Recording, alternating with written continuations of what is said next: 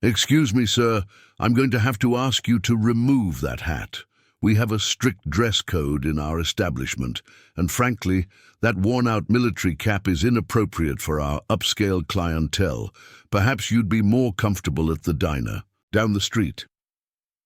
The hostess's voice, dripping with condescension, cut through the ambient chatter of Bellamy's, the most prestigious restaurant in Oakridge.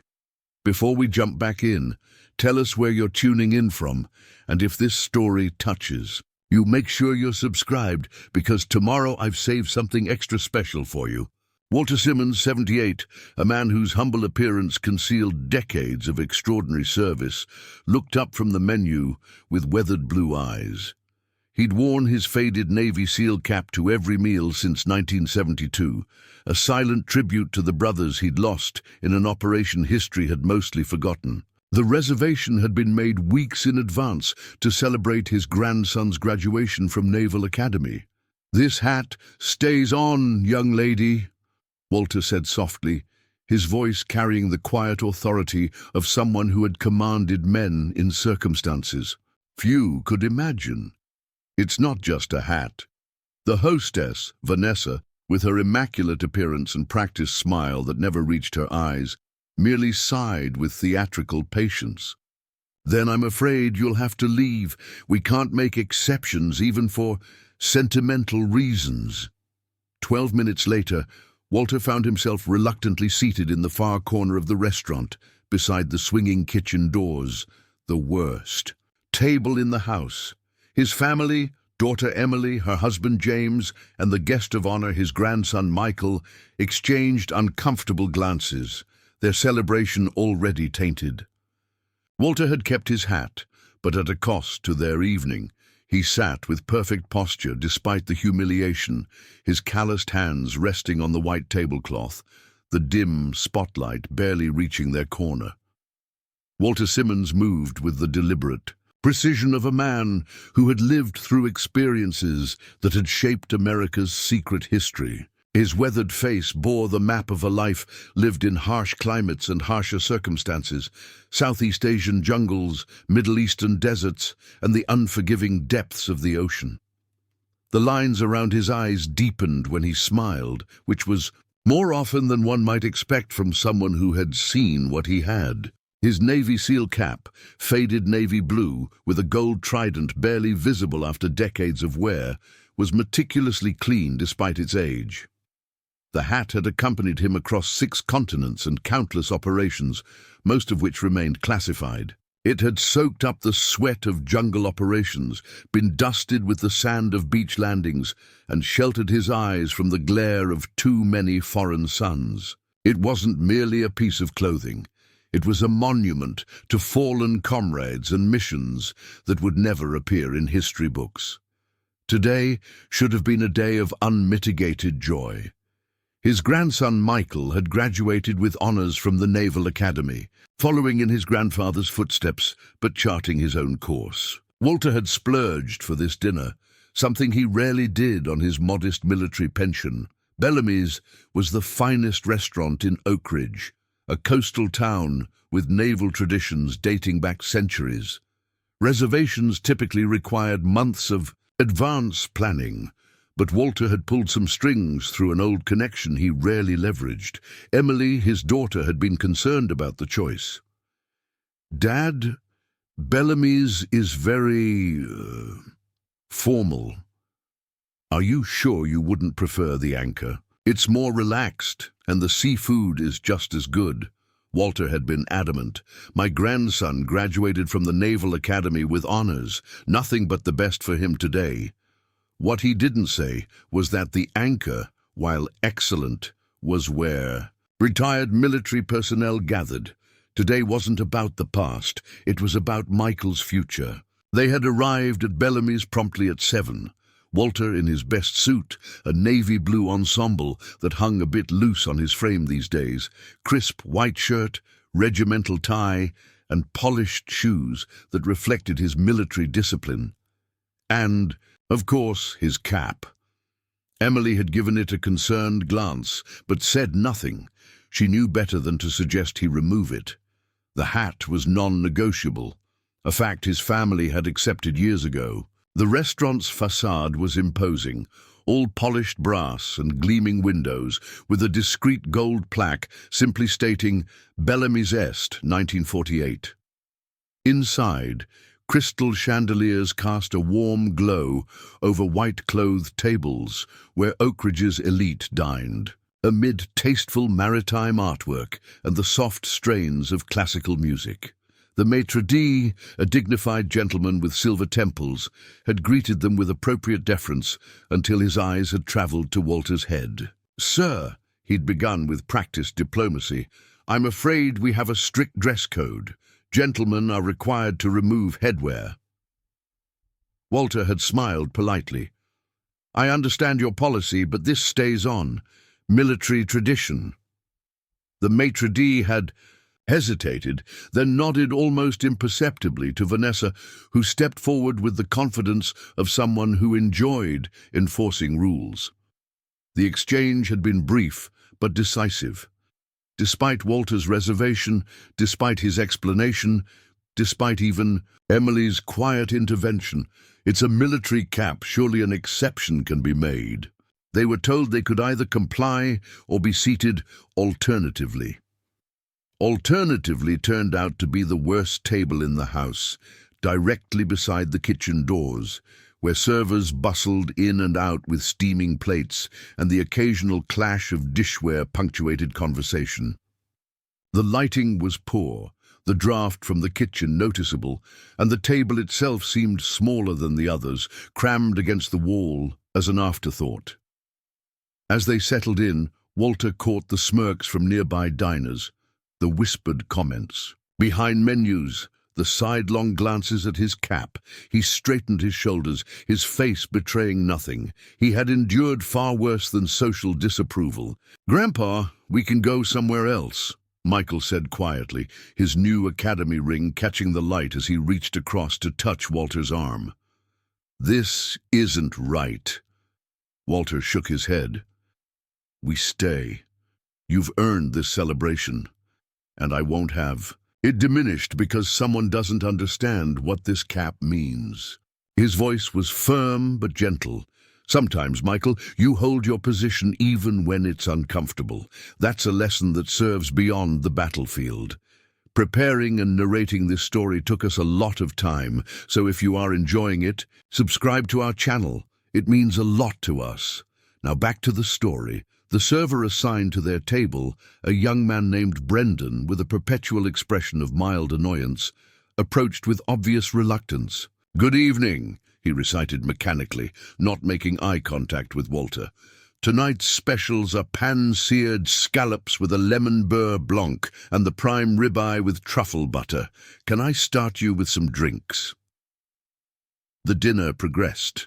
With all the warmth of an Arctic expedition, their orders were taken with minimal interaction, water glasses were refilled without acknowledgement, and when Brendan brought their appetizers, he placed Walter's soup, French onion, a personal favorite, at the edge of the table, forcing him to reach awkwardly across the cramped space. Walter ate with military efficiency, his manners impeccable despite the challenging circumstances. He engaged Michael in conversation about his upcoming assignment, listened attentively to Emily's updates on her work as a marine biologist, and exchanged pleasantries with James about the local fishing conditions. To anyone observing, he appeared completely at ease, as if the corner table by the kitchen was precisely where he had requested to sit. But Emily knew better. She recognized the subtle tightening around her father's eyes, the almost imperceptible squaring of his shoulders. These were the same micro-expressions she had observed when, as a child, she had witnessed someone make an ignorant comment about Vietnam veterans at the grocery store. Her father never made scenes, never raised his voice. His response to disrespect was always the same, quiet dignity that somehow made those around him seem smaller. As their entrees arrived, delivered by Brendan with the enthusiasm of someone performing community service, the kitchen doors swung open wider than usual. A tall man in chef's whites emerged, wiping his hands on a towel tucked into his apron. He was surveying the dining room with the territorial gaze of someone accustomed to command, his eyes methodically scanning each table before landing on their corner. He paused, squinted slightly, then changed direction, making a beeline for the table. Vanessa, noticing his movement, hurried to intercept him, whispering urgently with animated gestures toward Walter's hat. The chef brushed past her, his expression unreadable. Walter engaged in conversation with Michael about naval strategy. In the South China Sea, didn't notice the approaching figure until a shadow fell across the table. He looked up, his expression neutral, prepared for yet another confrontation about his headwear. The chef stood at attention, his posture shifting subtly from restaurant professional to something more formal, more military. He was in his mid-50s, with strong features and the physique of someone who hadn't allowed civilian life to erode his physical discipline. "Excuse me, sir," the chef began, his voice respectfully low but carrying an unmistakable note of recognition. "I apologize for interrupting your meal, but I couldn't help noticing your cap." Walter nodded cautiously, waiting. "That's a team's cap, isn't it? SEAL Team 3? Walter's expression remained carefully controlled, but something flickered in his eyes. Surprise, perhaps, or the shadow of memories stirred. "Yes, it is." The chef's professional demeanor cracked, slightly, revealing genuine emotion beneath. "Sir, I served with Team 5, 2003 through 2011, Commander Marcus Reynolds." Now Walter's composure did falter, recognition dawning. "Reynolds. Gulf deployment? The shipping vessel extraction?" Reynolds nodded, a silent confirmation of shared history that needed no elaboration. He extended his hand. "It's an honor to meet you, sir. Your reputation. Well, let's just say that certain operations became required study at training." Walter shook the offered hand, his grip firm despite his age. "Just did what needed doing, Commander, as did we all." Reynolds glanced at the table setting, at their placement by the kitchen, at Vanessa hovering nervously nearby. His expression darkened slightly. "Have you been seated here since your arrival?" Emily answered before Walter could downplay the situation. "Yes, because of Dad's hat. They said it violated the dress code." Reynolds' jaw tightened almost imperceptibly. He turned to look at Vanessa, who suddenly seemed fascinated by the reservation tablet in her hands. "I see," he said quietly, then turned back to Walter. "Sir, if you'll allow me, I'd like to correct this situation immediately." Walter began to shake his head. "No need to make a fuss, Commander. We're here to celebrate my grandson's graduation from Annapolis. The location is secondary." Reynolds smiled, a genuine expression that transformed his professional kitchen demeanor. "With respect, sir, I must insist, some things matter more than dress codes." He glanced at Michael, noting the Academy ring. "Congratulations, Ensign. Following in distinguished footsteps, I see." Before Walter could object further, Reynolds turned and strode purposefully toward the center of the restaurant. He paused by the small service bell near the host station, typically used to summon assistance, and rang it 3 times, sharp and clear. The musical tone cut through the ambient restaurant noise, causing conversations to falter and heads to turn. Reynolds stood straight, his chef's whites crisp under the chandelier light. "Ladies and gentlemen, may I have your attention for a moment?" The dining room quieted, curious eyes turning toward the unexpected interruption. Vanessa looked mortified, while the maitre d' hurried from across the room, clearly concerned about this breach of Bellamy's refined atmosphere. "My name is Marcus Reynolds. I own and operate this restaurant," Reynolds continued, his voice carrying easily through the now silent room. "Before I became a chef, I served as a Navy SEAL for 8 years. Those years taught me many things, but chief among them was the recognition of true excellence and the importance of respect." He gestured toward Walter's corner table. Tonight, we have the honor of having Master Chief Walter Simmons dining with us. Some of you may have noticed his cap and formed opinions about it. His gaze swept the room, lingering briefly on several tables where the earlier smirks had originated. That cap represents more than fabric and insignia. Master Chief Simmons served with SEAL Team 3 for 27 years. He led operations that many of us will never know about because they remain classified. But I can tell you this, there are American men and women alive today because of his courage, his leadership, and his sacrifice. A murmur rippled through the dining room. Walter sat perfectly still, his expression unreadable, though Michael noticed his grandfather's hand had tightened slightly around his water glass. Reynolds continued, his voice taking on an edge of controlled emotion. That cap has seen things that would haunt your dreams.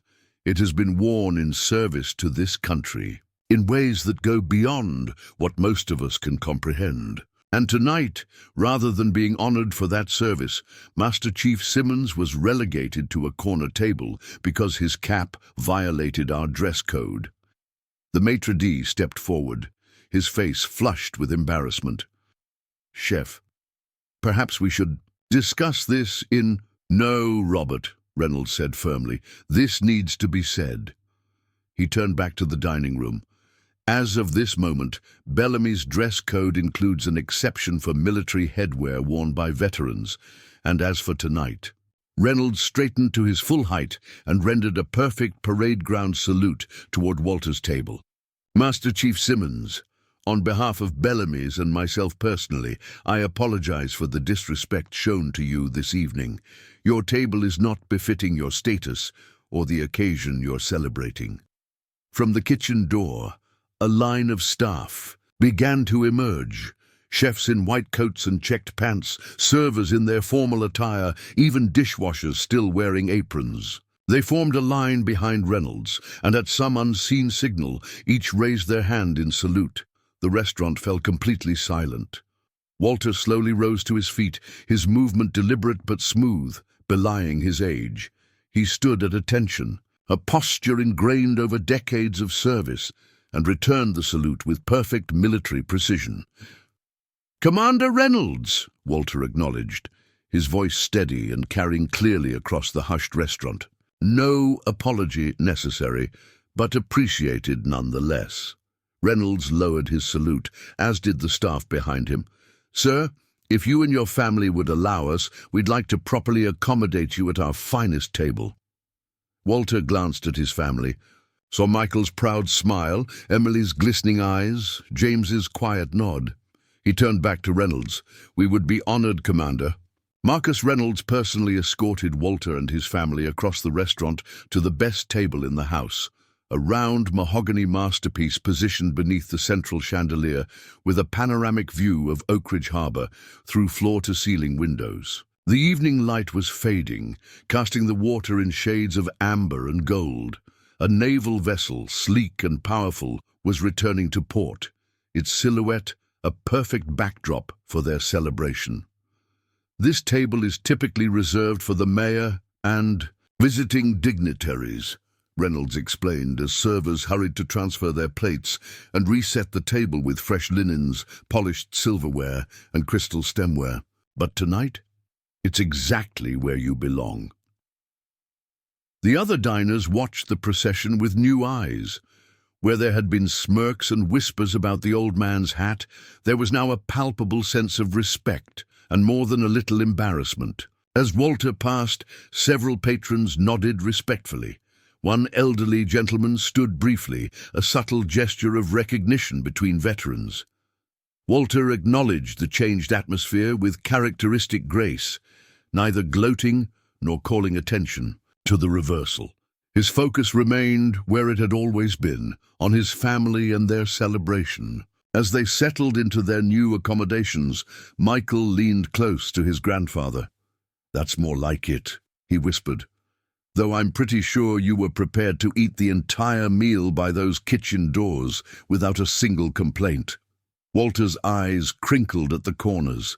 When you've dined on sea rations in a jungle during monsoon season, a clean table with real silverware is luxury, regardless of its location. He adjusted his cap slightly, a habitual gesture. Besides, tonight isn't about me or this old hat. It's about you, Ensign Simmons. Once they were seated, Reynolds dismissed Brendan with a look that promised a later discussion about professional standards. In his place, he assigned Elise, Bellamy's most experienced server, to attend to the Simmons family personally. Where Brendan had been perfunctory, Elise was warmly attentive, engaging them in genuine conversation about Michael's achievements and Walter's impressions of how naval training had evolved since his day. Reynolds retreated to the kitchen, but returned minutes later, not with food, but with a weathered photograph in a simple frame. He approached Walter with a deference that was striking from a man who commanded his own domain with such authority. "Master Chief," Reynolds said quietly, setting the frame on the table, "I keep this in my office. I thought you might recognize it." Walter's breath caught as he looked at the photograph. It showed a group of young men in desert camouflage, their faces dusty and tired, but wearing expressions of grim satisfaction. Walter stared at the image, memories clearly washing over him like incoming tide. "Basra, 1991, Walter said softly, his fingertip hovering just above the glass, not quite touching it. "Operation Desert Saber." His finger moved to a young man standing second from the right. "This is you," Reynolds nodded. "My first deployment. We'd just completed a reconnaissance mission ahead of the ground forces." He hesitated, then added, "Your team extracted us when things went sideways at the rendezvous point." Walter studied the photograph more carefully, his eyes narrowing slightly. "We weren't officially there," he said, a statement rather than a question. "No, sir, you weren't," Reynolds confirmed, "which is why it took me until you were halfway across my restaurant to be certain it was you. You never showed your face to us that night, just hand signals in the dark and that distinctive voice on the radio. But I never forgot it." The significance of this exchange wasn't lost on Michael, who understood enough about special operations to recognize that they were discussing a classified mission, one that likely remained redacted in official records. Emily watched her father's face, seeing emotions there she rarely witnessed, a mixture of pride, remembrance, and perhaps a touch of melancholy for comrades long gone. "That was a good night's work," Walter finally said, pushing the photograph gently back toward Reynolds. "Everyone came home." "Because of your team," Reynolds said simply. He reclaimed the photograph with reverent hands. "I've followed your career as much as possible, sir, through channels and connections. Even with most of it classified, your reputation in the teams is legendary." Walter waved this away with characteristic modesty. "Just did my job, Commander, as did everyone who wore the trident." "If I may ask," Reynolds said, glancing at the cap, "why this particular hat? You could wear one with more official designation." A shadow crossed Walter's face, subtle but unmistakable. His family exchanged glances. They knew the answer, but it was rare to hear Walter speak of it. "June 17th, 1972, Walter said after a moment. "Operation Thunderhead." He touched the brim of his cap with weathered fingers. "This belonged to Lieutenant Melvin Spence, my swim buddy during training and my best friend for 15 years after. We were attempting to extract POWs near Haiphong. Weather turned, equipment failed, insertion went bad." He paused, his eyes focused somewhere beyond the restaurant walls. "Mel didn't make it back, 7 others with him." Walter's gaze returned to the present, meeting Reynolds' eyes with quiet intensity. "Before we deployed, we swapped caps. Old. Team superstition. I was wearing his when we got the abort order. Been wearing it ever since, every day for 53 years. A promise I made to him and to myself. As long as I remember, they're never truly gone." The table fell silent. Reynolds stood perfectly still, the photograph clutched in his hands, clearly moved by this glimpse into a private ritual of remembrance that had spanned over half a century. Michael, who had grown up seeing his grandfather's cap as simply part of him, like his blue eyes or military posture, now looked at it with new understanding. The hat wasn't merely sentimental, it was a living memorial, a daily act of honor. "Sir," Reynolds said finally, his voice thick with emotion, "I would be honored if you would allow me to prepare something special for your table tonight, off menu. A proper celebration for your grandson and a long overdue recognition of your service." Walter nodded, a simple gesture of acceptance that carried the weight of mutual understanding between warriors separated by generations but connected by experience. As Reynolds returned to the kitchen with renewed purpose, the dynamics in the restaurant had subtly shifted. The story of Walter's hat, or at least the visible recognition of his status, had spread through the dining room in the way such things do, through whispers and glances. Several diners, who had earlier participated in the subtle mockery, now seemed determined to make amends, raising glasses in respectful salutes from across the room. Emily watched this transformation with a mixture of satisfaction and lingering resentment. She had grown up witnessing her father's quiet dignity in the face of countless small disrespects, the casual dismissal of older veterans, the assumption that his modest appearance reflected modest accomplishments, the impatience of a society too busy to recognize the giants walking unnoticed among them. "Dad," she said quietly, touching his hand, "I'm sorry about how this evening started." Walter turned to her, genuine surprise in his eyes. "Whatever for? You've done nothing wrong." "I should have said something more when they tried to make you remove your cap. I should have insisted." Walter shook his head, cutting her off. Gently, "Emily, you've never needed to fight my battles. I made peace long ago with how civilians see old soldiers. Most never intend disrespect. They simply don't understand what they haven't experienced." "But it's not right," she persisted. "People should know what that cap means, what you did for this country." Walter smiled, the deeply etched lines around his eyes crinkling. "And what exactly would they know, daughter mine? Most of what I did remains classified and likely will beyond my lifetime. The operations, the places, the outcomes, all hidden in redacted files in Pentagon basements." He adjusted his napkin with precise movements. "That's the nature of the service I chose. Glory was never the point." Michael, who had been listening intently, leaned forward.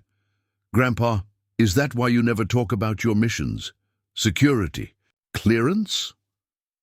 Walter considered this for a moment. "Partly," he admitted. "But more than that. The men I served with, the ones who didn't come home." He touched his cap again, a gesture so habitual it seemed almost unconscious. "They're the ones who deserve the stories told. My job was to ensure the mission succeeded and to bring as many home as possible. The rest is just details." James, who had been relatively quiet throughout the evening, studied his father-in-law with newfound appreciation. He'd known Walter for 23 years, ever since he'd nervously asked for Emily's hand in marriage, yet he realized there were depths to the man he had never fully grasped. "Walter," he said carefully, "I've always respected your service, but I don't think I truly understood until tonight just what that cap represents." Walter's expression softened. "It's not something easily explained, son. For those of us who served in certain capacities, these symbols carry weight that words can't quite capture." He looked around the table at his family. "But what matters now is this moment, this celebration, Michael's achievement and his future. That's where our focus belongs." As if on cue, Elise approached with a sommelier bearing a bottle of champagne in an ice bucket. "Compliments of Commander Reynolds," she announced, her manner warm and respectful. "Dom Perignon, 2010 vintage. He said to tell you it's worthy of the occasion and the company." The champagne was opened with practiced elegance, poured into flutes that caught the light like liquid gold. Walter, who typically preferred simpler beverages, accepted his glass with a nod of appreciation for the gesture it represented. As they sipped the exceptional champagne, Reynolds emerged from the kitchen again, this time accompanied by an elderly man in a crisp suit who moved with the deliberate care of someone well into his 80s. The man's silver hair was immaculately groomed, and though he walked with a slight limp, his bearing suggested military background. Reynolds guided him directly to their table. "Master Chief Simmons," he said formally, "may I present Mr. Howard Bellamy, the founder of this establishment." Walter immediately began to rise, an instinctive show of respect for a man of Mr. Bellamy's age, but Bellamy waved him back to his seat. "Please, Master Chief, remain seated. At our age, standing becomes a commitment," Bellamy said with a dry chuckle. His voice carried the refined accent of old New England money, but underneath it lay something more substantial, more weathered. "Marcus has informed me of the unfortunate misunderstanding regarding your seating arrangements earlier. I wish to personally extend my apologies." Walter shook his head. "No apology necessary, Mr. Bellamy. A simple miscommunication." Bellamy's eyes, sharp despite his years, focused on Walter's cap. "That's a team's cap, I understand. SEAL team." "3?" Walter nodded, a flicker of curiosity crossing his features. Most civilians, even respectful ones, wouldn't recognize the specific designation. Bellamy smiled, a knowing expression.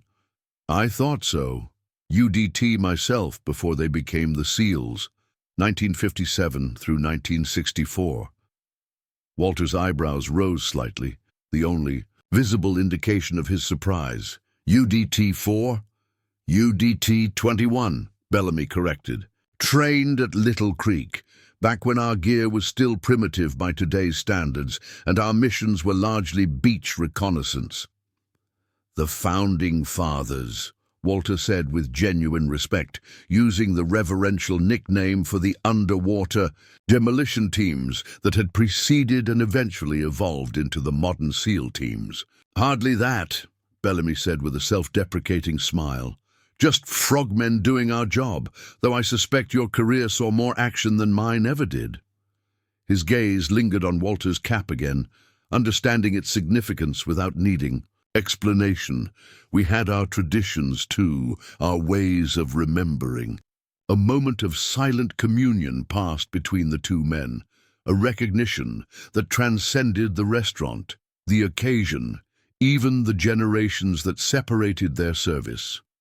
Bellamy turned to Michael, extending his hand.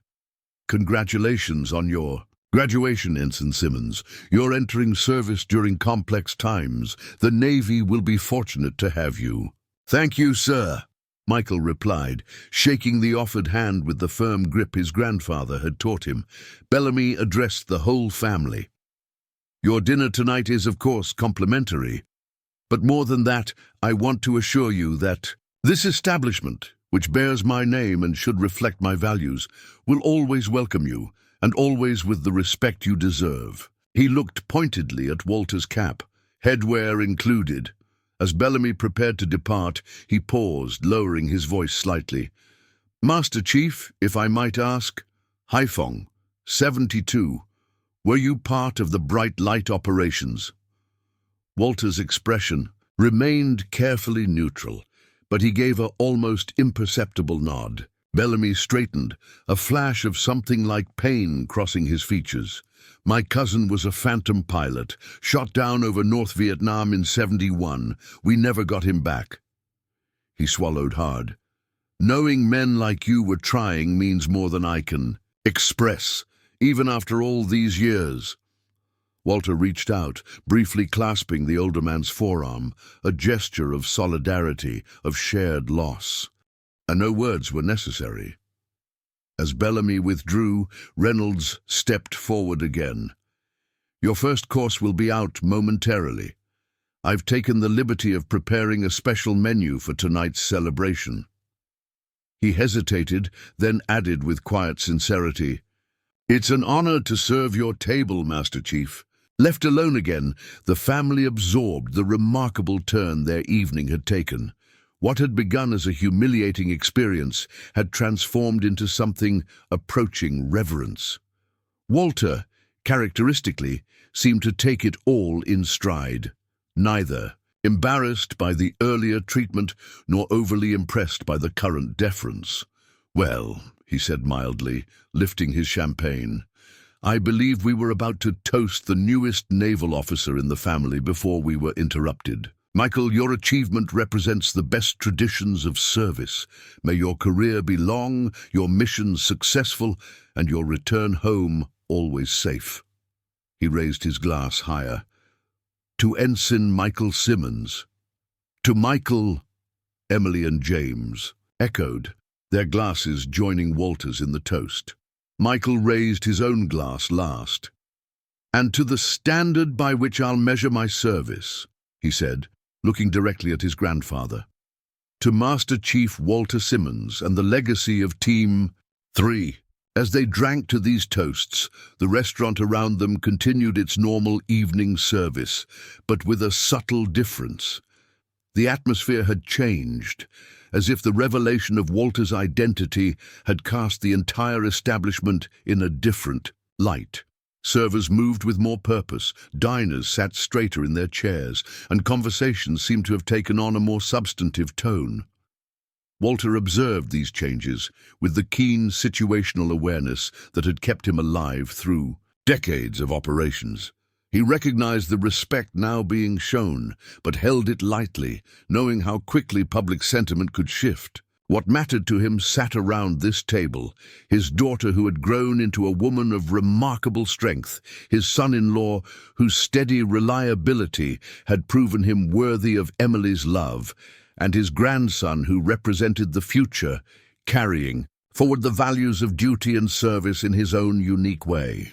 And somewhere, Walter knew, Mel was watching too, through the cap that had traveled the world on Walter's head, witnessing a lifetime of quiet courage and steadfast remembrance.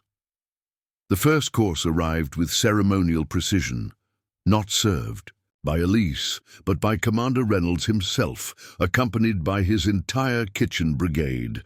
8 chefs in pristine whites formed a line behind their leader, each carrying a small, exquisitely plated dish. The synchronicity of their movement spoke of military discipline translated to culinary arts. "Master Chief Simmons, Ensign Simmons, and family," Reynolds announced with formal deference, "we present Ocean Depths, a tribute to the silent professionals who operate where few dare to venture." Before each family member, Reynolds personally placed a shallow blue glass bowl containing what appeared to be a seascape in miniature. Nestled on a bed of crushed ice were oysters and sea scallops arranged around a center of glistening caviar, with delicate fronds of sea vegetables creating the impression of underwater terrain. Wisps of aromatic sea salt fog drifted from the dishes, created by some culinary sleight of hand. "The oysters are from Chesapeake Bay near Annapolis, a nod to the ensign's achievement," Reynolds explained. "The scallops come from right here in Oakridge waters, and the caviar," he paused, a slight smile touching his lips, "is from the Caspian Sea, a region not unfamiliar to certain naval operations." Walter caught the subtle reference and nodded appreciatively. The Caspian had been the site of several classified intelligence missions during the Cold War, operations that remained officially unacknowledged but were known to those who had served in specific capacities. "Before we leave you to enjoy, there's something else," Reynolds said, gesturing to one of his chefs who stepped forward holding a wooden box inlaid with mother-of-pearl. "Mr. Bellamy asked that this be brought to your table." The chef placed the box before Walter and opened it. Inside, resting on navy blue velvet, was a vintage Trident insignia, the specialized warfare pin earned by Navy SEALs and their UDT predecessors, known informally as the Budweiser for its eagle and anchor design. This particular pin was clearly old, its gold toned by decades, yet meticulously maintained. "Mr. Bellamy's service pin," Reynolds explained. "He said you would understand its significance." Walter stared at the pin, visibly moved. For a SEAL to entrust his trident to another was a gesture of profound respect and brotherhood. It represented not merely the physical achievement of earning the pin, the brutal training that eliminated all but the most determined candidates, but the sacred trust among those who had lived by its code. With reverent hands, Walter lifted the pin from its velvet bed, feeling its weight, both physical and symbolic. He turned to Michael, his voice steady but charged with emotion. "Your great-uncle James, my brother, wore one of these. It was lost. With him in Da Nang in '68. He held the trident carefully, letting it catch the light. I earned mine in '69, partly to honor his memory." His eyes found Michael's, and now Mr. Bellamy entrusts his to our family's keeping. Walter carefully returned the pin to its box, closing it with a gentle click.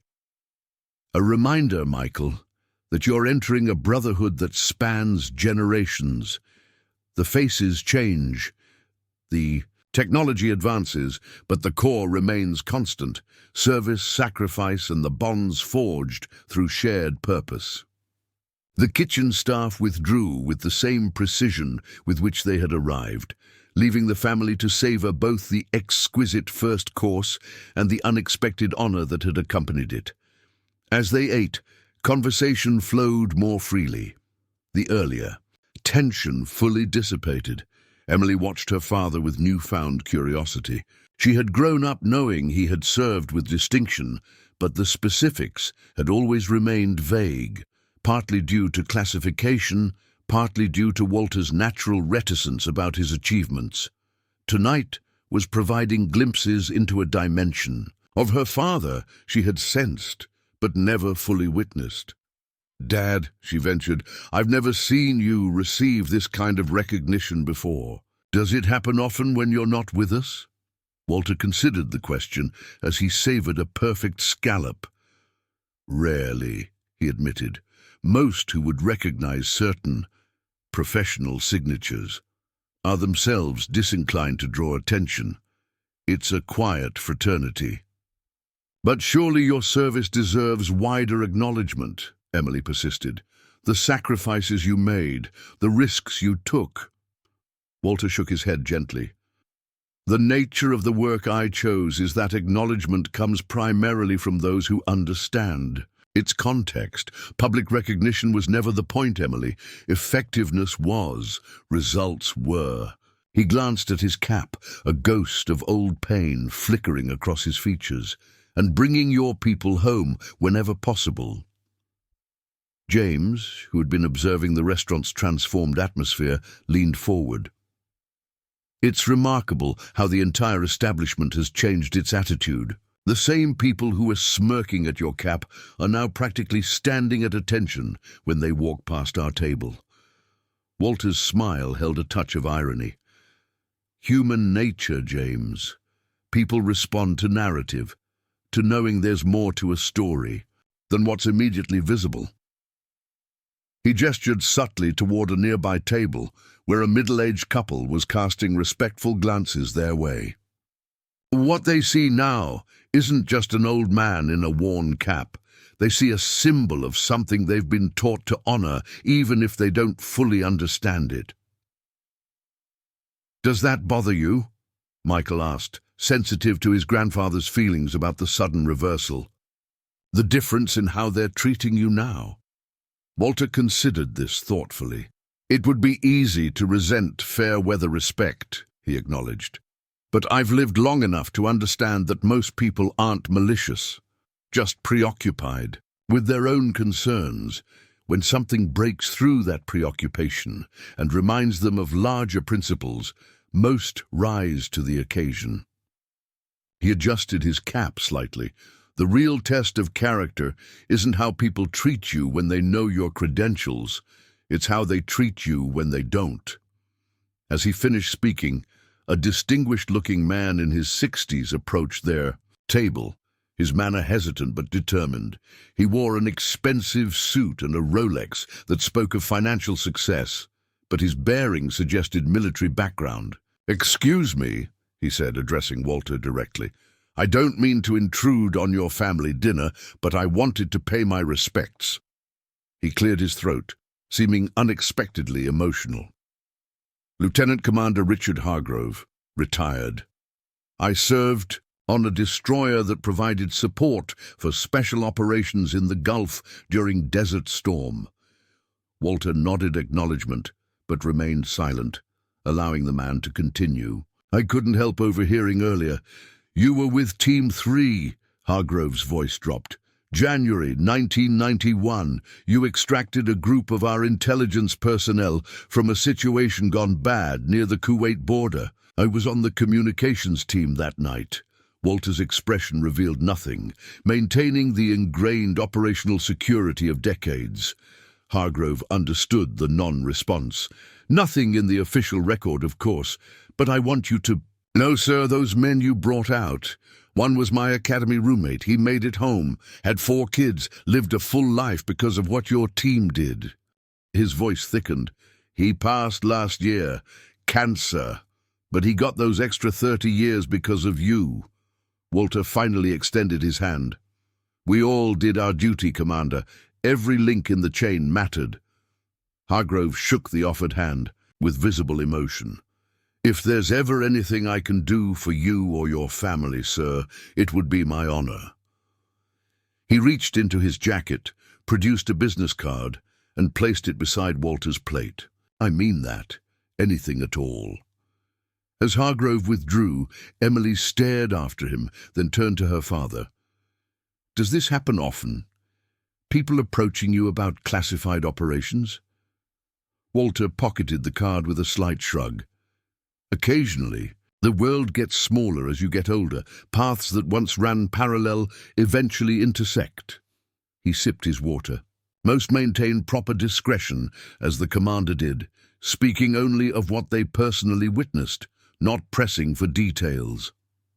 The rest of the meal unfolded like a carefully choreographed tribute. Each course arrived with similar ceremony. Silent. Surface. A delicate yellow-fin tuna crudo that Reynolds explained represented the calm waters that conceal operators beneath. Night insertion. A black squid ink risotto studded with locally foraged mushrooms. And finally, homecoming. A warm butter cake with salted caramel and vanilla bean ice cream that Reynolds described as simple, honest comfort, what we all hope to return to. Between courses, a steady stream of respectful acknowledgements continued.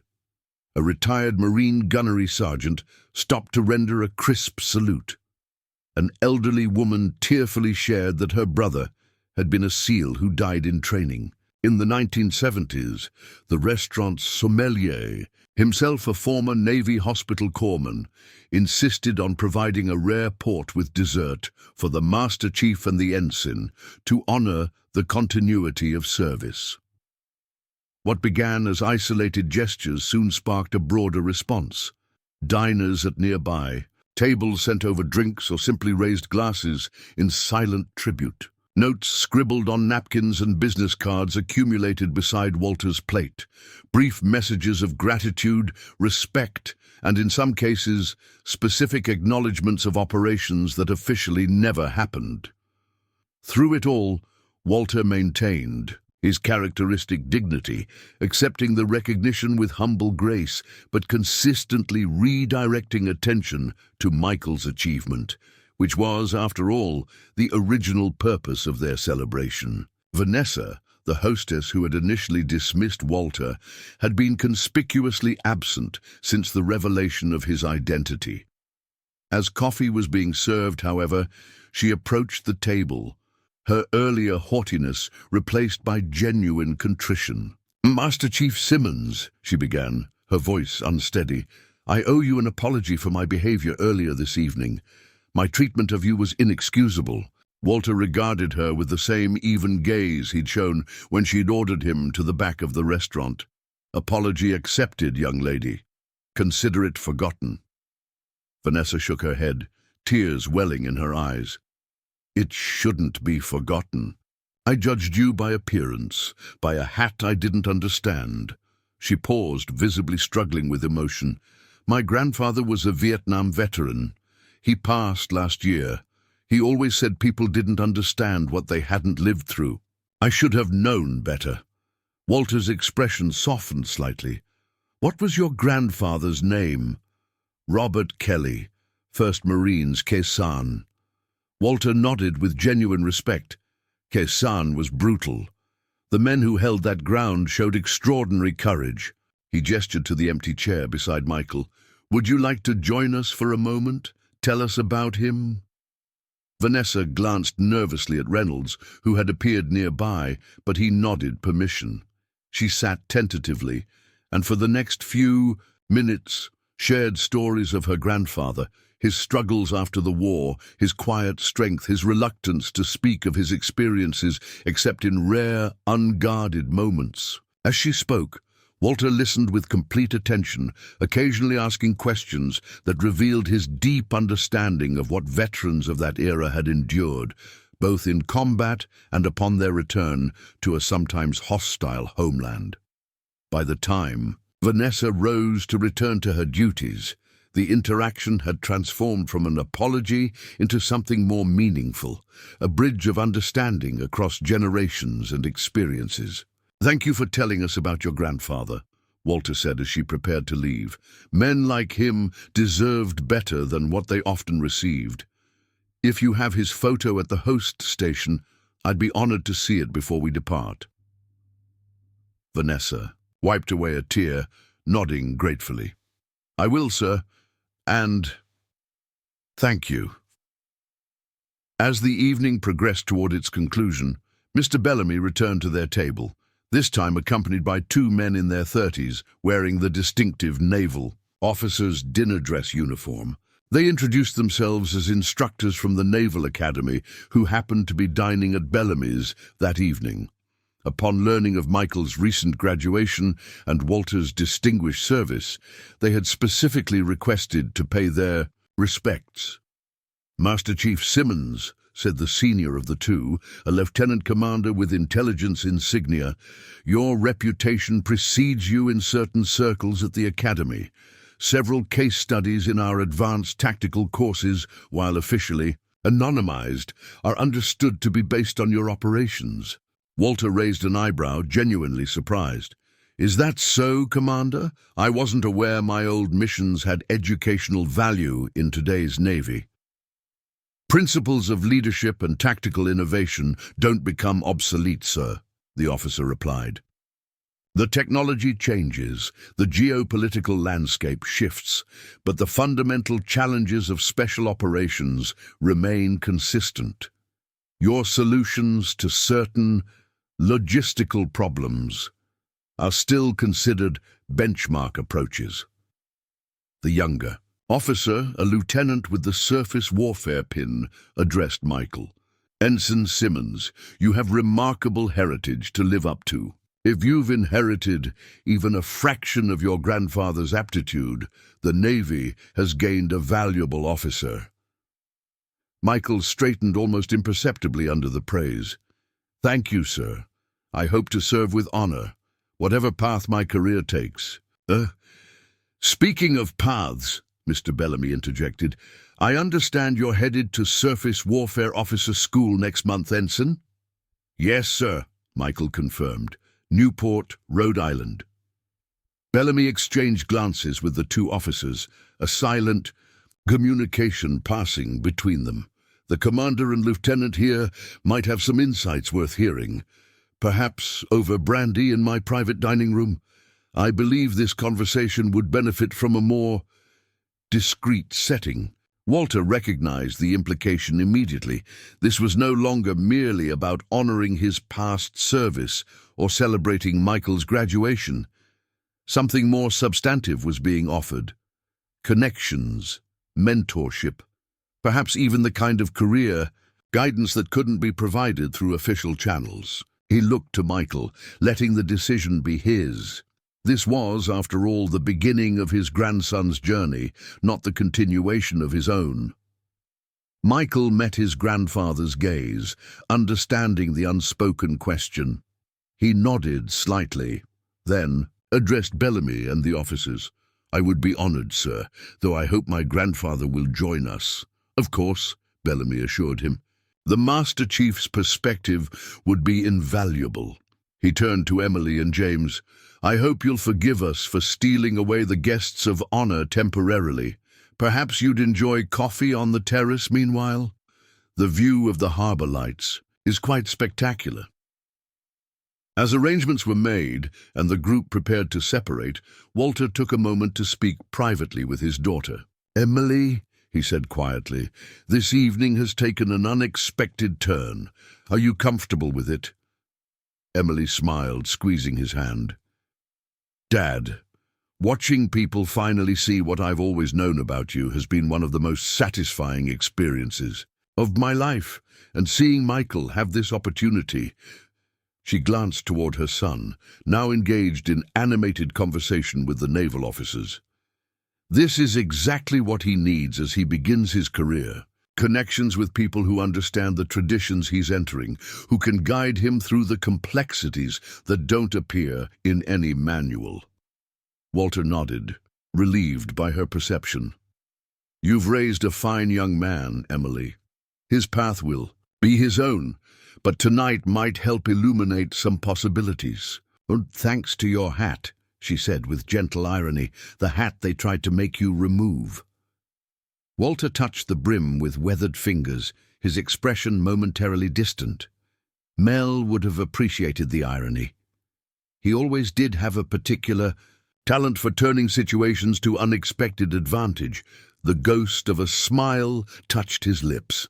"In Haiphong, he once convinced a North Vietnamese patrol we were local fishermen by," he caught himself, "old habits of operational security asserting themselves even after 5 decades.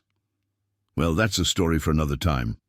As Emily and James departed for the terrace, Walter turned to join Michael, Bellamy, and the naval officers who waited respectfully for him. Before following them toward the private dining room, he paused, looking back over the main restaurant that had been the setting for this extraordinary evening.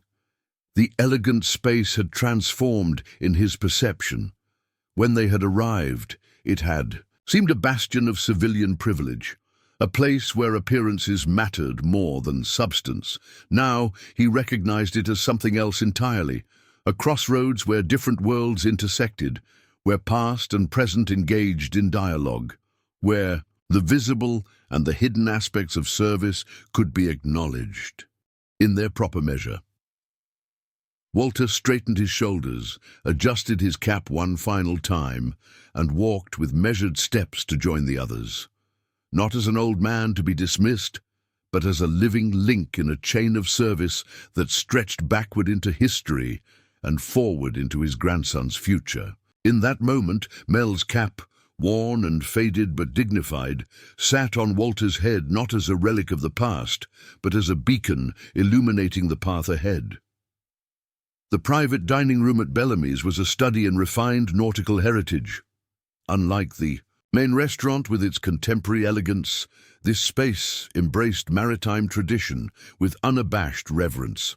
The walls featured hand-drawn navigational charts of the Atlantic coastline, glass-encased ship models of historic significance, and tastefully displayed naval artifacts that spanned centuries of American maritime history. A circular table of polished teak dominated the center, surrounded by 8 leather chairs worn to a comfortable patina by years of distinguished guests. The lighting was subdued, provided by brass lamps that cast a warm glow over the proceedings. Through tall windows, the harbor lights twinkled against the deepening night sky, naval vessels silhouetted like sentinels against the horizon. As Walter entered alongside Michael, Bellamy, and the 2 naval officers, he noticed additional details that confirmed his earlier suspicion. This was no ordinary private dining room. A discreet encryption terminal sat on a side table, its modern technology incongruous among the historical surroundings. The heavy door had closed behind them with the distinctive sound of security protocols engaging. The Naval Academy instructors exchanged a glance, clearly familiar with the room's dual purpose. "Please, gentlemen, make yourselves comfortable," Bellamy said, gesturing to the chairs. As they settled around the table, a server appeared silently through a concealed panel, bearing a tray with 5 crystal glasses and a decanter of amber liquid. "My private stock," Bellamy explained as the drinks were distributed. "Macallan, 1967. I find certain conversations benefit from the proper atmosphere." Once they were alone, the senior naval officer, Lieutenant Commander Ellis, leaned forward slightly. "Master Chief Simmons, before we proceed further, I want to confirm, your security clearance was never formally revoked upon retirement, correct?" Walter took a measured sip of the exceptional scotch before answering. "That's correct, Commander, due to certain institutional peculiarities. My status was placed in administrative limbo rather than processed through standard deactivation protocols. Technically, I remain TSSCI with special access designations, though inactive." Ellis nodded, satisfied. "And Ensign Simmons, you received preliminary clearance during your final year at the Academy, pending full adjudication at your first duty station." "Yes, sir," Michael confirmed, his posture unconsciously mirroring his grandfather's, straight-backed but not rigid, alert but composed. Bellamy exchanged nods with the officers, then pressed a concealed button beneath the table's edge. A soft hum filled the room briefly as additional security measures activated. The windows, Walter noted with professional appreciation, had subtly empolarized, preventing any possibility of external observation. "What we discuss here exists in a grey space between official channels and personal connection," Bellamy began, his voice taking on a tone of formal gravity. "Nothing will be recorded, nothing documented. This conversation never happened." Walter recognized the protocol immediately, the traditional preface to discussions that operated in the shadows between institutional structures, where necessary, information flowed through unofficial but essential networks of trust. "The Navy is changing, Ensign Simmons," continued the younger officer, Lieutenant Parker. "The surface fleet you're about to join faces challenges that would have been unimaginable even a decade ago. Emerging technologies, shifting geopolitical alliances, non-state actors with unprecedented capabilities, all requiring new approaches to command, intelligence integration, and operational response." Commander Ellis took up the thread. "Traditional career paths are being re-evaluated.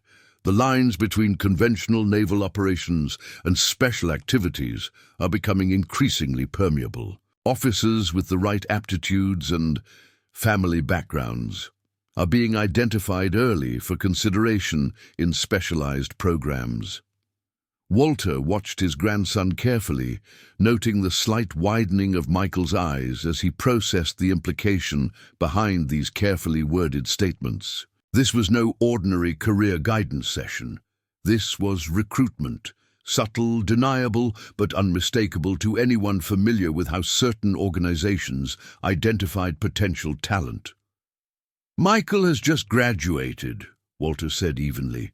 "He hasn't even begun his initial training at Surface Warfare School." Bellamy smiled slightly. "Precisely the point, Walter. The best time to identify exceptional potential is before conventional pathways become too firmly established." He turned to Michael. "Your academic record is outstanding, particularly in cryptologic theory and non-linear tactical analysis. Your physical testing scores place you in the top 2% of your class, and your psychological profile indicates exactly the blend of leadership capability and independent judgment that certain programs actively seek." Michael glanced at his grandfather, a mix of surprise and pride in his expression. "I wasn't aware my academy records were being reviewed. Outside standard evaluation protocols, sir," Commander Ellis's smile held a hint of approval at the diplomatic phrasing of what was essentially a challenge. They weren't, officially. Let's just say that certain instructors are encouraged to identify candidates who demonstrate particular potential. Your name has been mentioned in several secure assessment sessions. Walter took another sip of his scotch, using the moment to collect his thoughts. The situation was clear enough to his experienced eye. Michael was being vetted for early entry into one of the intelligence community's more selective recruitment channels, possibly for eventual consideration in programs that officially didn't exist. It was an honor, certainly, but also a path with profound implications. "May I ask," Walter said carefully, "why this conversation is happening now, and in this particular setting? Surely there are established protocols for approaching candidates of interest." Lieutenant Parker exchanged glances with his senior officer before responding.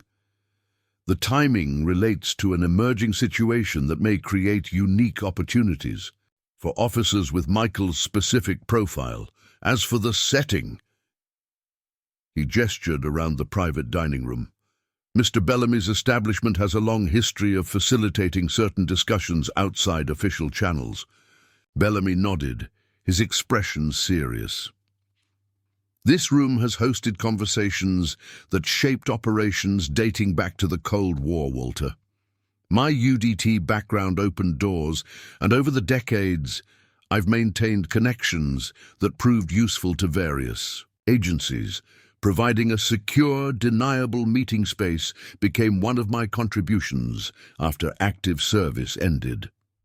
Walter absorbed this revelation with newfound respect for the restaurateur. Many veterans found ways to continue serving after leaving uniform, but few created such unique bridges between worlds. "And my connection to Michael?" Walter asked, though he suspected the answer. "A fortunate coincidence," Commander Ellis replied. "We were already in Oakridge for a liaison meeting with certain contractor personnel. Our dinner at Bellamy's tonight was pre-arranged. When we recognized you and subsequently learned of your relationship to Ensign Simmons, who was already on our watch list, it seemed an opportunity too perfect to ignore." Michael, who had been listening intently, finally spoke up. "I appreciate the interest, sirs, but I'm still trying to understand exactly what's being proposed. What would this mean for my immediate assignments after Newport?" Lieutenant Parker leaned forward. "Officially, nothing changes. You complete SWO school, receive your first shipboard assignment, likely a destroyer or cruiser in the Pacific Fleet, given current priorities. You perform your duties, establish your professional reputation, advance through normal evaluation cycles." "And unofficially," Michael pressed. Commander Ellis's expression became more focused. "Unofficially, you would receive supplementary training during leave periods, specialized skills development, additional language instruction beyond what your record already indicates, advanced technical certifications in areas that might seem unrelated to your official duties. You would be assigned a mentor, someone in a senior position who understands the dual track you're navigating." "After your first sea tour," Bellamy added, "assuming satisfactory progression, more formal steps would be taken. A transfer to a billet that appears conventional on paper, but places you in proximity to certain operations. Gradual integration into projects of increasing sensitivity. Eventually, potential selection for programs that require the unique combination of naval officer credentials and specialized capabilities." Walter watched his grandson processing this information, recognizing the momentous crossroads Michael faced. The path being outlined offered extraordinary opportunities, but would require sacrifices that couldn't be fully articulated in this initial conversation. The compartmentalization of one's life, the burden of secrecy, the navigation of ethical complexities that often arose in the shadows. "May I speak frankly with my grandson for a moment?" Walter asked. The officers nodded, and Bellamy rose. "We'll step out briefly to give you privacy. Take whatever time you need." When the door closed behind them, Walter turned to Michael, studying the young man's face. He saw excitement there, ambition, pride, but also uncertainty and a touch of apprehension, all appropriate responses to what had just been proposed. "This is not a path I would have arranged for you," Walter began quietly, "but it's one I recognize intimately." "Is this how it happened for you, Grandpa?" Michael asked. "A clandestine meeting, a tap on the shoulder?" Walter smiled slightly. "Different era, different methods. For me, it was a nondescript lieutenant commander who approached me during Bud's training. Said he'd noticed my language aptitude and problem-solving skills. Asked if I'd consider some additional responsibilities beyond standard SEAL operations." He shook his head at the memory. "I had no idea what I was saying yes to. The decades of living between worlds, the operations that would never appear in any official history, the colleagues lost to missions that their families would never truly understand." "Do you regret it?" Michael asked, his voice low and serious. Walter considered the question carefully, giving it the weight it deserved. "Regret is too simple a word for the complexity of that life, Michael. There were moments of extraordinary purpose, knowing you were part of something essential, even if unacknowledged. There were also profound costs, to relationships, to peace of mind, sometimes to one's sense of moral clarity." He touched his cap briefly. "And there were losses that leave marks no time can fully heal." He leaned forward, meeting his grandson's eyes directly.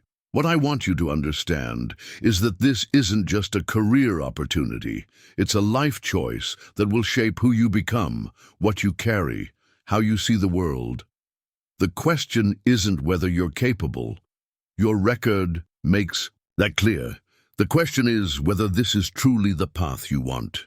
Michael nodded slowly, absorbing his grandfather's words. "How do I know if it's right for me?" "You don't. Not with complete certainty," Walter answered honestly. "But ask yourself this. When you imagine your naval career, are you satisfied with the conventional path? Honorable service, clear responsibilities, public recognition for your achievements? Or do you find yourself drawn to the spaces between official narratives, the operations that happen beyond the horizon of public awareness?" Michael was quiet for a long moment, his gaze drifting to the harbor visible through the polarized windows. A naval destroyer was moving slowly through the channel, its running lights marking its authorized passage while concealing its true capabilities. "I've always been fascinated by the stories you didn't tell," Michael finally said. "The missions between the lines, the operations too sensitive to discuss. Even as a kid, I sensed there was more, that your service had depths beyond what appeared. In the shadow box of medals Mum keeps on the mantel." He turned back to Walter. "I think I've been preparing for this moment without realizing it." Walter nodded, recognizing the truth in his grandson's self-assessment. "Then listen to what they're offering. But remember this, in these realms, nothing is quite what it appears. What begins as one path often diverts to another. Be certain of your own moral compass, because there will be times when it's the only navigation instrument you can trust." They sat in companionable silence for a moment, grandfather and grandson at the intersection of past and future, shared legacy and individual choice. Then Walter reached out and briefly clasped Michael's shoulder, a gesture of support that acknowledged the weight of the decision while affirming his confidence in the young man's judgment. "Shall we invite them back in?" Walter asked. Michael nodded, his expression now composed, focused. "Yes. I want to hear more." When Bellamy and the officers returned, they found both Simmons' men sitting straighter, an unspoken understanding having passed between them.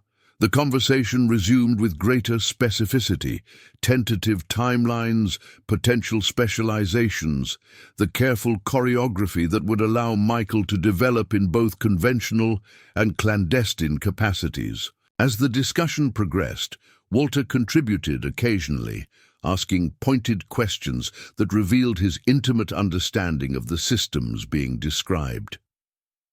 The naval officers, initially deferential to Walter's historical status, increasingly engaged with him as an active participant in shaping his grandson's opportunity. His insights on training protocols, operational security in digital environments, and the psychological challenges of dual-track careers proved invaluable in refining the proposal. Nearly an hour later, as the conversation reached its natural conclusion, Commander Ellis turned to Michael. "We don't need your decision tonight, Ensign. This is merely the opening of a door. Take time to consider, to discuss with your grandfather. If you're interested in proceeding, there will be additional conversations, more formal evaluations." "When would you need my answer, sir?"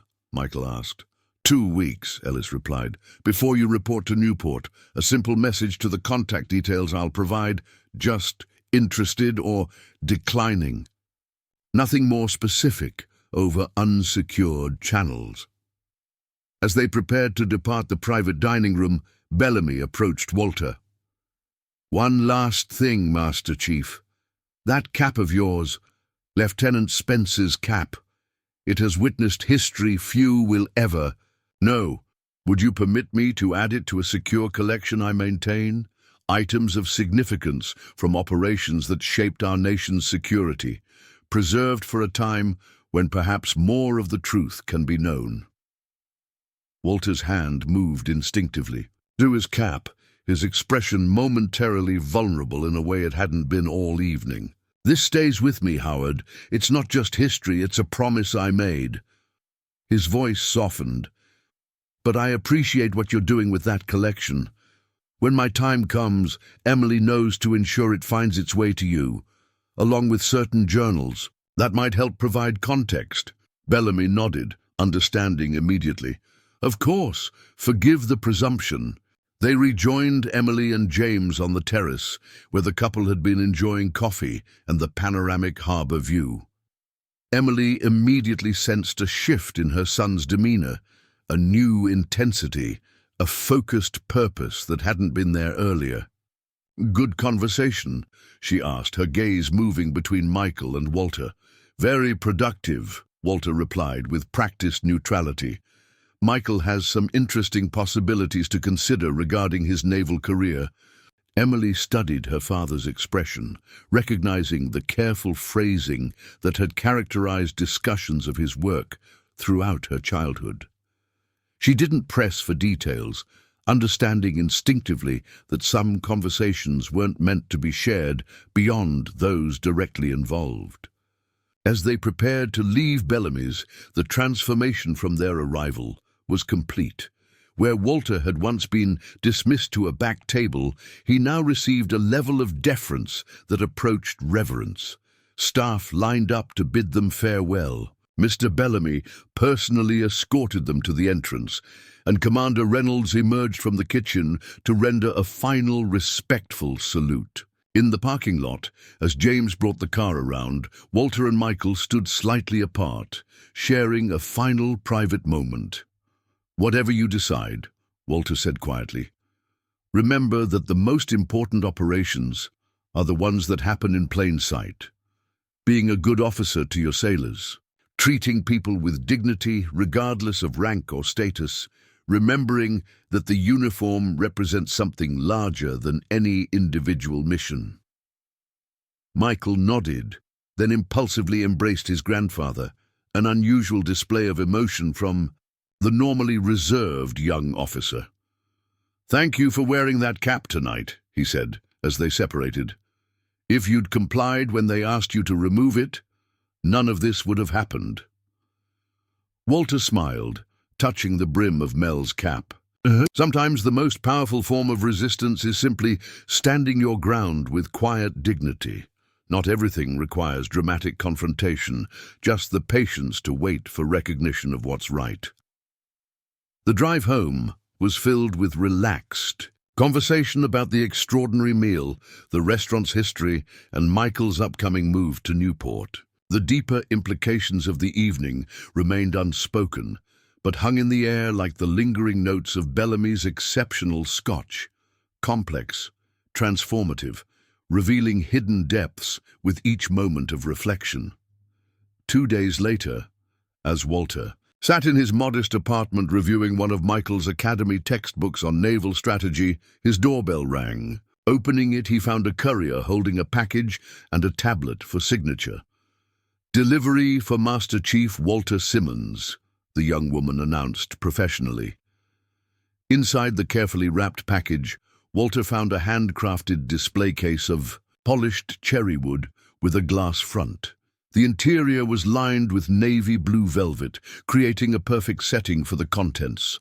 A photograph of Bellamy's restaurant staff standing at attention in salute, all wearing naval-style caps similar to Walter's.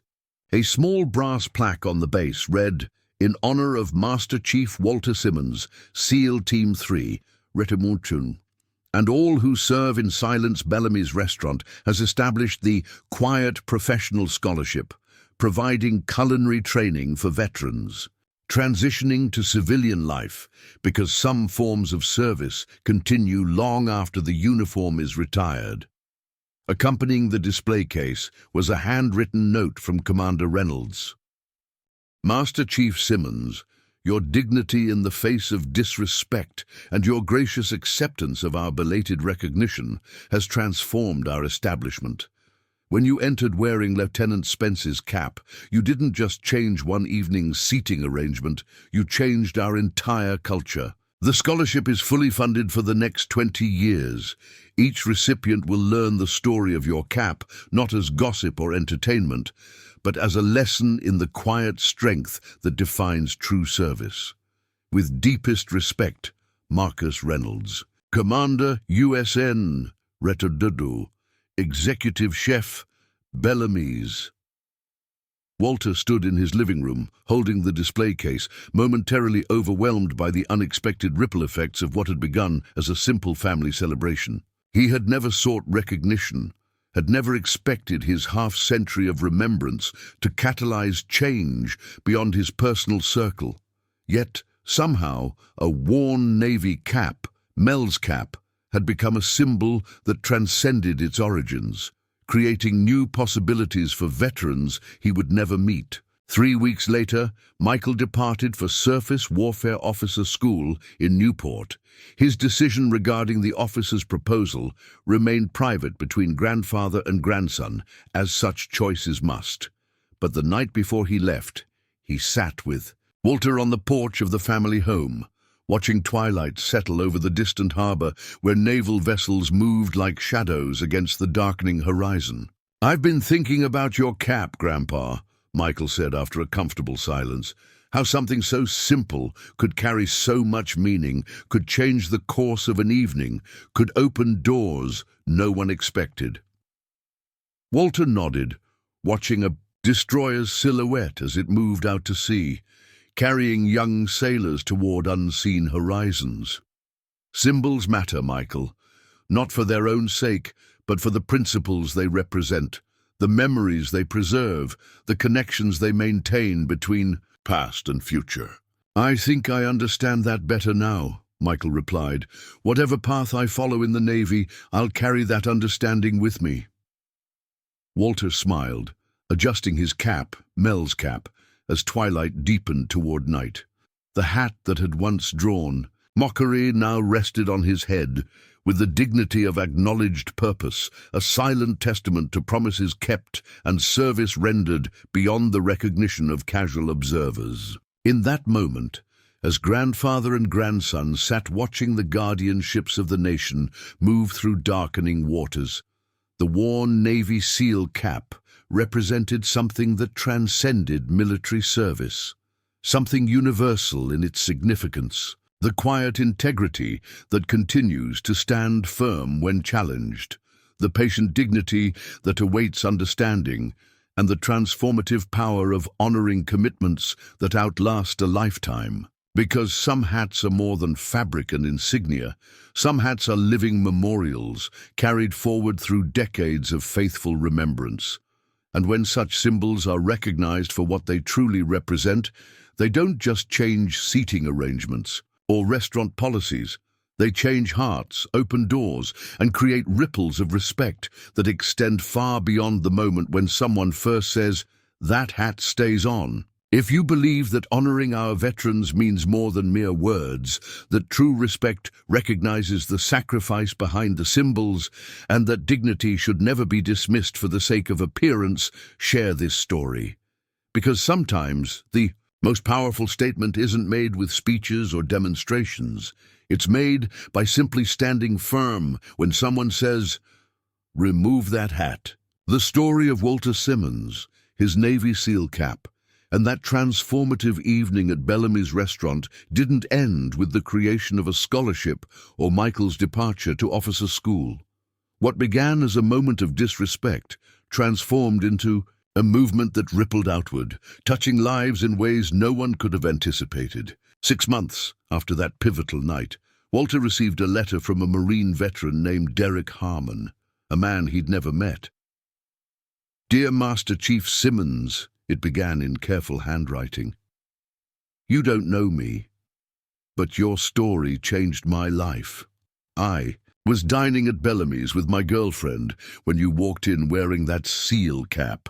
I saw how they treated you at first, and I'm ashamed to admit I said nothing. I watched everything unfold, the recognition, the honors, the respect you finally received. That night haunted me for weeks.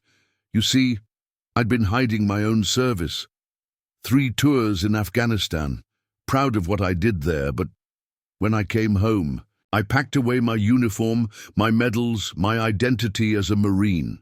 I was afraid of the questions, the politics, the misunderstandings. I blended into civilian life and pretended those years never happened. After witnessing your dignity that night, I finally opened the footlocker I'd kept locked for 5 years. I put on my Marine Corps cap the next day. People noticed, some asked questions, and for the first time, I found myself able to speak about my service with pride rather than apprehension. I'm now working with a veterans outreach program, helping others find their voice and their place after service, all because an old sailor refused to remove his cap. Thank you for showing me what quiet strength looks like." Walter folded the letter carefully, placing it in the growing collection of correspondence he'd received since that night. Each letter told a similar story, of veterans finding courage, civilians gaining understanding, small moments of recognition that healed old wounds. His private act of remembrance had somehow become a public symbol of something larger than himself. The quiet professional scholarship at Bellamy's had already selected its first recipient, a former Army Ranger named Carlos Mendez, who dreamed of opening a restaurant in his economically struggling hometown. Under Commander Reynolds' mentorship, Carlos was learning not just culinary techniques, but the business acumen needed to create opportunity in a community that desperately needed it. More surprising was the phone call Walter received from Vanessa, the hostess who had initially dismissed him. She had taken a position at the Veterans Affairs Office, inspired by her conversation with Walter about her grandfather's service in Vietnam. "I realized I wanted to be part of honoring that legacy," she explained. "Not just my grandfather's, but all the veterans who deserve more than we've given them." But perhaps the most significant development came 3 months after Michael began his training at Surface Warfare Officer School. Walter's phone rang late one evening, displaying his grandson's number. "Grandpa?" Michael's voice sounded both excited and measured, the careful tone of someone sharing important news while respecting operational security. "I wanted you to know first. I've made my decision about that opportunity we discussed." Walter settled into his armchair, intuitively understanding the significance of this call. "I'm listening, son." "I'm accepting their offer," Michael said, "but I'm doing it my way. I told Commander Ellis I wouldn't operate from the shadows. Entirely, that I believe the best service combines the visible and the hidden, open leadership paired with discreet capabilities when needed." Walter smiled, hearing echoes of his own philosophy refined and adapted for a new generation. How did the commander respond to that condition? Initially with resistance, Michael admitted, but then with something approaching respect. He said it reminded him of another Simmons who once negotiated terms rather than simply accepting assignments as presented. "Did he now?" Walter chuckled softly. "And what did you tell him about this other Simmons?" "That I had it on good authority he'd made the right choice," Michael replied. "That some principles are worth standing firm on, even when it seems easier to compromise." As they spoke further, Michael outlined the modified path he'd negotiated. Specialized. Training that would enhance rather than replace his development as a surface warfare officer. Transparent mentorship from senior leaders who understood the balance he sought to maintain, and a commitment to ethical frameworks that would guide decisions in morally complex situations. "It won't be easy," Walter acknowledged when Michael finished. "Walking between worlds never is, but knowing where you stand, having clarity about your core principles, that makes the hard choices possible." "I learned that from you, Grandpa. From watching you wear Mel's cap all these years, honoring a promise most people never knew about." Michael paused. "Speaking of which, I have something to tell you about that too." Walter listened as Michael described an unexpected invitation he'd received. A memorial was being planned at the Naval Special Warfare Command in Coronado, a private ceremony honoring operatives lost during classified missions in Southeast Asia. After decades of silence, the names of Walter's teammates from Operation Thunderhead, including Lieutenant Melvin Spence, would be added to a classified memorial wall, their sacrifice acknowledged within the community that understood its significance. "They want you there, Grandpa," Michael said, "not just to attend, but to speak, to tell their story to the new generation of operators who've inherited their legacy." Walter fell silent, emotions washing over him like waves against a weathered shore. For 53 years he had carried the memory of that night near Haiphong, the storm, the equipment failure, the desperate attempts to reach their stranded brothers, the devastating loss. He had honored that memory privately, wearing Mel's cap as a daily act of remembrance when official recognition seemed impossible. "I never thought I'd see this day," he finally managed, his voice rough with emotion. "Those men deserved to be remembered. Their families deserved to know their sacrifice mattered." "It's happening because of you, Grandpa," Michael said gently. "Someone at the ceremony at Bellamy's that night had connections. Word traveled through the right channels. Your faithfulness in wearing that cap for all these years, it moved people to action." After the call ended, Walter sat in his quiet apartment contemplating the extraordinary chain of events set in motion by a simple act of standing his ground. If he had removed his cap that night at Bellamy's, surrendered to the pressure of conformity and convenience, none of this would have happened. Not the scholarship, not Vanessa's transformation, not Michael's opportunity, not the long overdue recognition for his fallen teammates. The realization was both humbling and profound. Quiet dignity had power that confrontation could never achieve. Patient persistence could accomplish what demands and arguments could not. Sometimes, the most revolutionary act was simply refusing to bend on matters of principle, then waiting for understanding to catch up. 2 weeks later, Walter received an official invitation to the memorial ceremony, accompanied by a handwritten note from the current commanding officer of SEAL Team 3. "Master Chief Simmons, your faithfulness in honoring Lieutenant Spence and the others lost that night has been a quiet example to generations of operators. Many of us have heard whispers of your daily tribute through the years. the cap you've worn, without explanation or expectation of recognition. That kind of loyalty speaks louder than any public gesture could. We would be honored if you would address our current teams at the memorial dedication. They need to hear from someone who understands that our greatest strength isn't found in our weapons or tactics, but in our commitment to each other. A commitment that doesn't end when the mission concludes or when the uniform is put away. With deepest respect, CDR Thomas Reeves, CO, SEAL Team 3. The morning of the memorial ceremony dawned clear and bright in Coronado, the Pacific stretching blue and limitless beyond the Naval Special Warfare compound.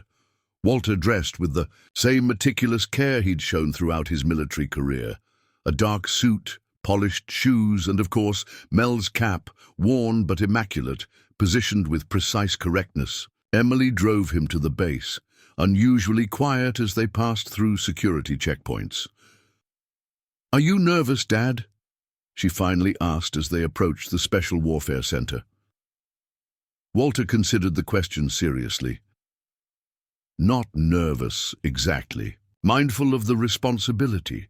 These young operators deserve to understand what came before them, not just tactics and techniques, but the spirit of the teams, the brotherhood that transcends time and circumstance.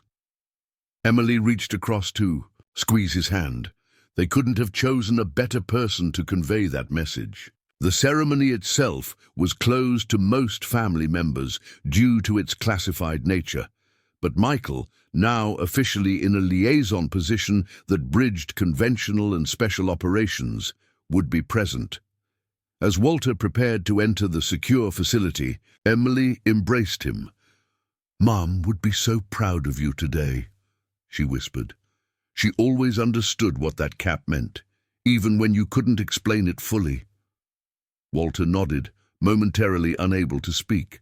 Catherine had indeed understood, had never once in their 42 years of marriage suggested he stop wearing Mel's cap, even when it drew strange looks or uncomfortable questions.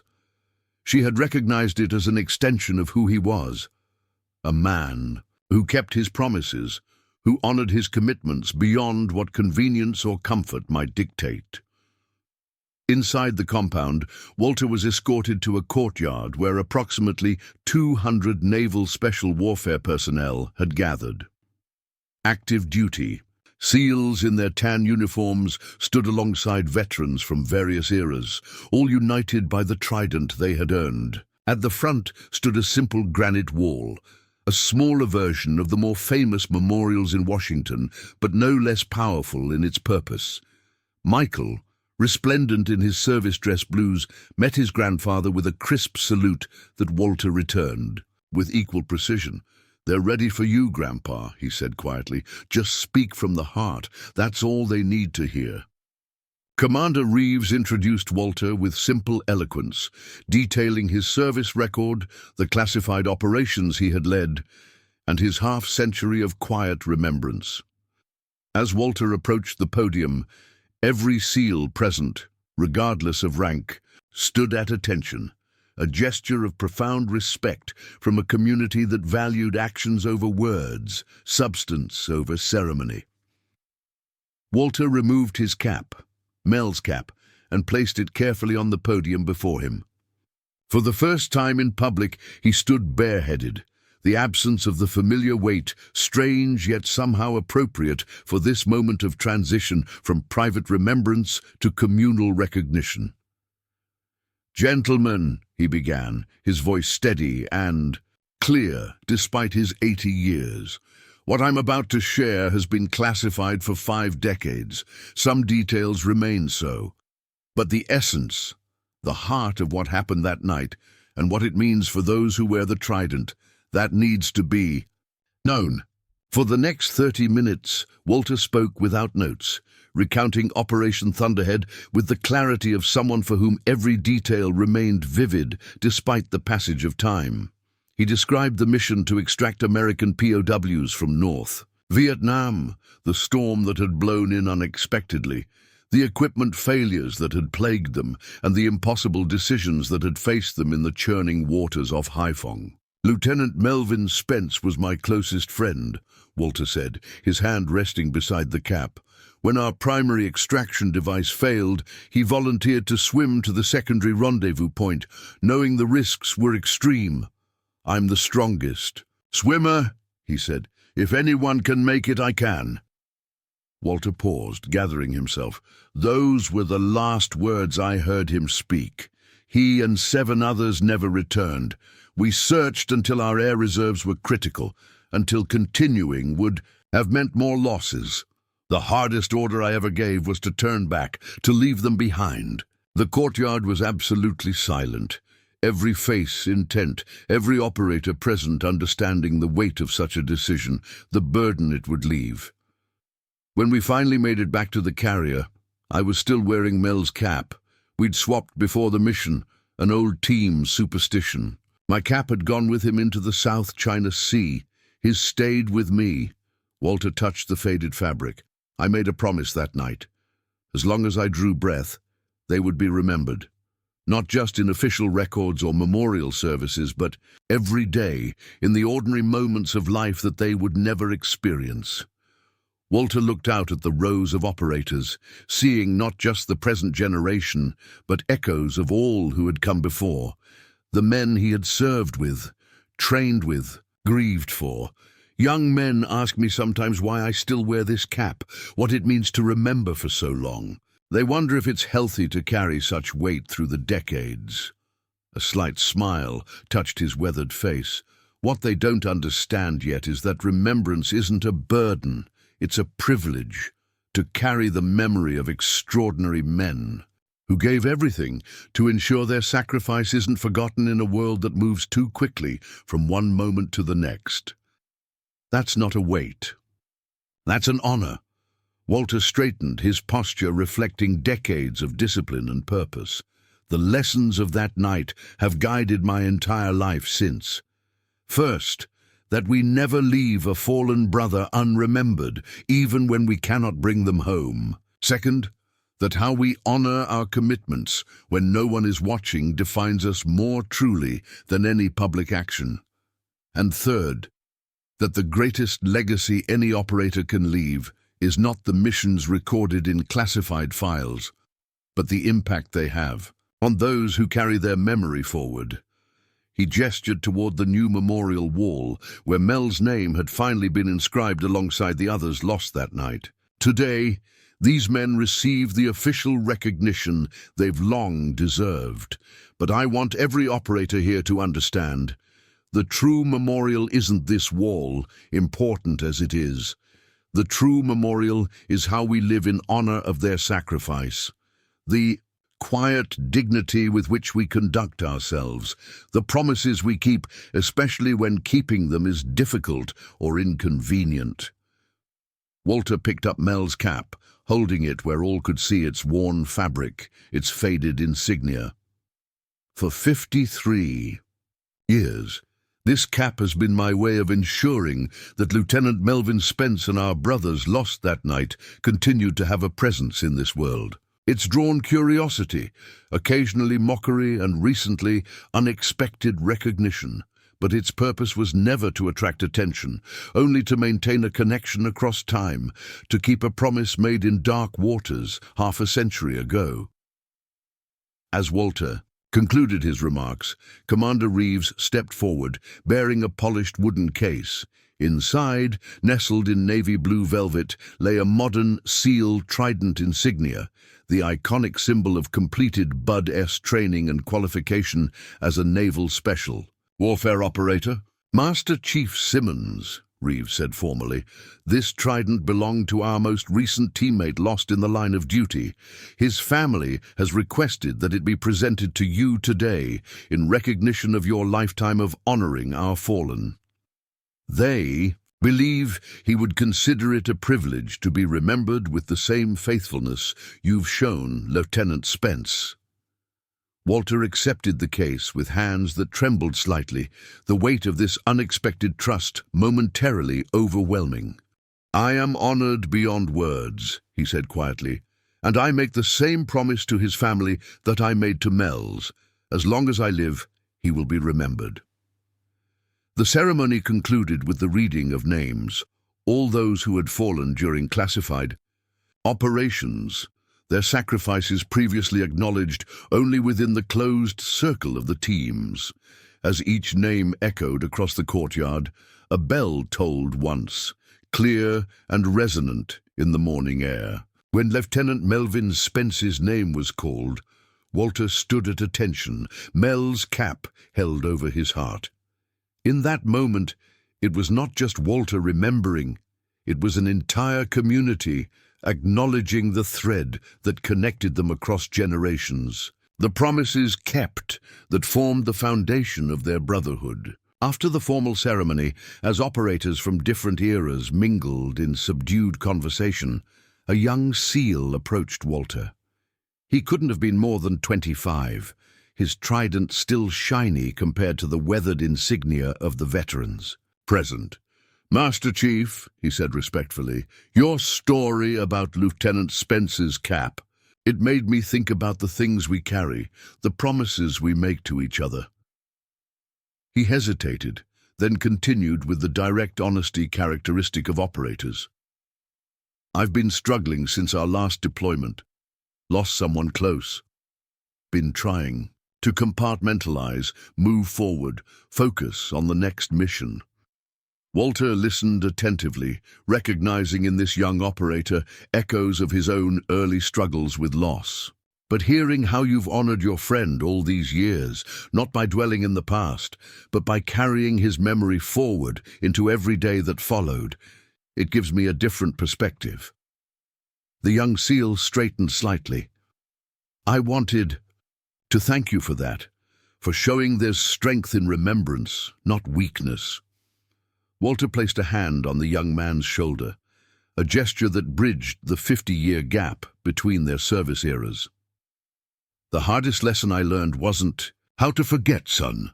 It was how to remember while still living fully, how to honor the fallen by carrying forward the principles they stood for." He gestured around the courtyard, where operators spanning decades of service were engaged in quiet conversation. "This is the true strength of the teams, not just the missions we accomplish, but the continuity we maintain, the values we pass from one generation to the next." As the young SEAL moved away, Michael approached, pride evident in his bearing. "That was powerful, Grandpa. I've never seen these men so moved." Walter glanced at his grandson, seeing in him the continuation of a legacy, not identical to his own path, but aligned with the same core principles of service, integrity, and quiet strength. "Your grandmother once told me something I've never forgotten," Walter said. "She said that the most enduring form of influence isn't loud proclamation, but consistent example, showing rather than telling, being rather than seeming." He adjusted Mel's cap, returning it to its familiar position. "I hope that's what they take from today. Not just the story of one operation or one cap, but the understanding that how we honor our commitments shapes everything that follows." As they prepared to leave the compound, Commander Reeves approached with an unexpected request. "Master Chief, we've been developing new training protocols for our youngest operators, focusing not just on tactical proficiency, but on the ethical and psychological dimensions of special operations. Would you consider consulting with us? These men need to hear from someone who understands that the longest-lasting impact of service often comes after the operation's end." Walter considered the request thoughtfully. Throughout his retirement, he had deliberately maintained a low profile, focusing on his family and his quiet remembrance, rather than seeking involvement in military affairs.